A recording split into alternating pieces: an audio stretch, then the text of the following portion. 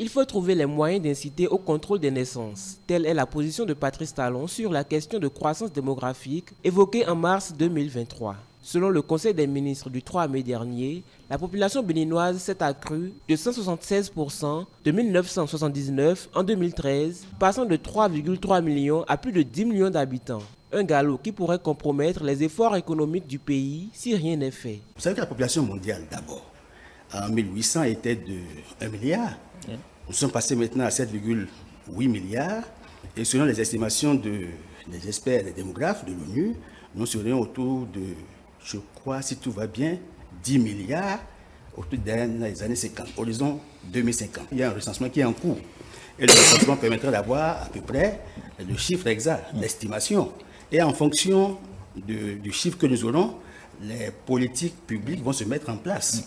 Donc l'État a besoin de maîtriser la population pour pouvoir définir les politiques qu'il faut afin d'atteindre ce qu'on appelle le bonus démographique, dividende démographique, et en termes plus simples, l'émergence en fait. Il est évident que la croissance démographique constitue un défi pour tous les États du monde d'ailleurs.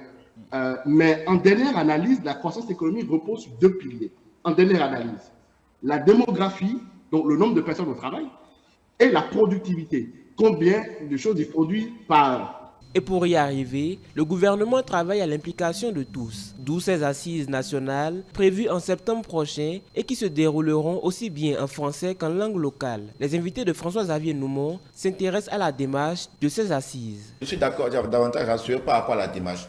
La démarche qui constitue que la problématique soit mise en fait en débat pour que ça soit un débat au plan national qui intègre, qui prend en compte tous les acteurs, de sorte que nous aurions une orientation claire de ce que en fait nous pouvons faire en termes démographiques. Est-ce qu'il faut travailler à ce qu'elle évolue davantage?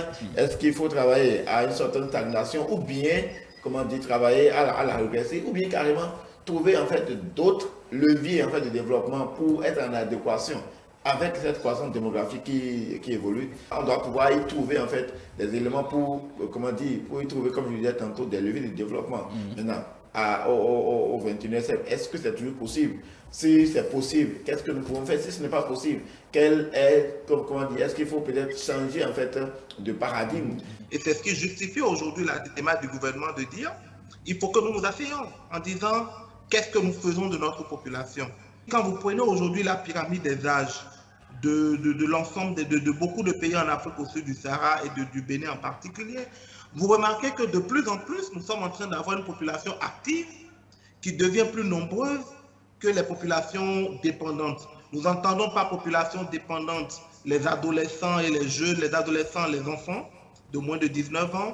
Nous n'entendons pas population dépendante ceux qui aujourd'hui, au-delà de 60 ans, ne sont plus en mesure de travailler. Cela ouvre aujourd'hui une fenêtre d'opportunité ou une chance pour aller vers une croissance économique. Il y a deux éléments importants sur lesquels il faut agir aussi, c'est l'éducation et la santé. Par rapport aux ressources disponibles au Bénin, les débatteurs encouragent un arbitrage du taux de naissance grandissant. Le défi de septembre 2023 serait principalement de convaincre les populations rurales sur l'urgence de réguler les naissances.